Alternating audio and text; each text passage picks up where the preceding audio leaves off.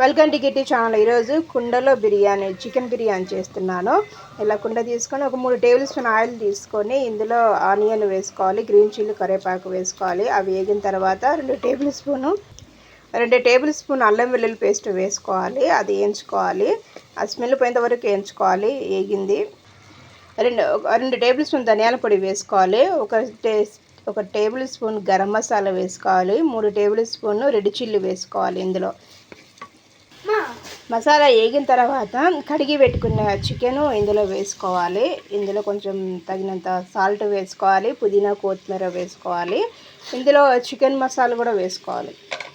చివరిగా కడ్డు కూడా వేసుకోవాలి. కడ్డు ఉంటలు లేకుండా జిల్ల కొట్టుకొని వేసుకోవాలి. ఇలా అన్నీ వేసుకున్న తర్వాత ఇందులో మూత పెట్టి సిమ్లోనే ఒక సగం వరకు ఉడికించుకోవాలి. చికెన్ ఎసురు కాచుకోవాలి. 1.5 గ్లాసుకు గాను 6 గ్లాసులు నీళ్ళు పోసుకొని ఇందులో బిర్యానీ మసాలా అంతా వేసుకోవాలి. చెక్క, లవంగ, యాలకులు, సోపు, తర్వాత బిర్యానీ ఆకు, సాజీరా వేసుకోవాలి. ఇందులో పుదీనా కొత్తిమీర కలిపి 1 వరకు తీసుకోవాలి. గ్రీన్ చిల్లీ తీసుకోవాలి. ఇందులో పెరుగు తీసుకోవాలి, నిమ్మకాయ వేసుకోవాలి, అల్లం వెల్లుల్లి పేస్ట్ 1 టేబుల్ స్పూన్ వేసుకోవాలి, పెరుగు 1 చిన్న కప్పు మీద వేసుకోవాలి. ఇది మెత్తగా గ్రైండ్ చేసుకోవాలి. కొంచెం సాల్ట్ వేసుకోవాలి. ఇందులో కూడా మనం తగినంత సాల్ట్ వేసుకోవాలి. గ్రైండ్ చేసుకున్న మసాలా ఇందులో వేసుకోవాలి. ఇది బాగా ఒక 10 నిమిషాల వరకు ఉడికించుకోవాలి. ఎసురు ఉడికింది, ఇంకొక 5 నిమిషాలు ఉడికించుకోవాలి. ఎసురు బాగా కాగిన తర్వాత నానబెట్టి పెట్టుకున్న బాస్మతి రైస్ ఇందులో వేసుకున్నాను.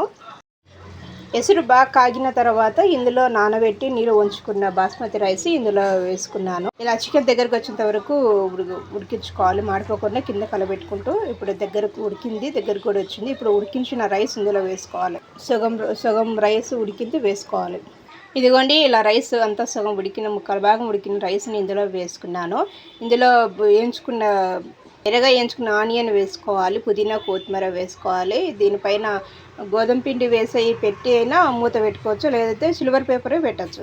ఇందులో నిమ్మకాయ పిండుకొని రసం వేసుకొని ఇందులో గీ కూడా వేసుకోవాలి. ఇదిగోండి, ఇలా సిల్వర్ వేసుకోవాలి. సిల్వర్ లేని పక్షంలో గోధుమ పిండి రౌండ్గా చేసుకొని దీని వైపున ఒత్తుకొని దానిపైన మూత పెట్టుకోవాలి గాలిపోకుండా.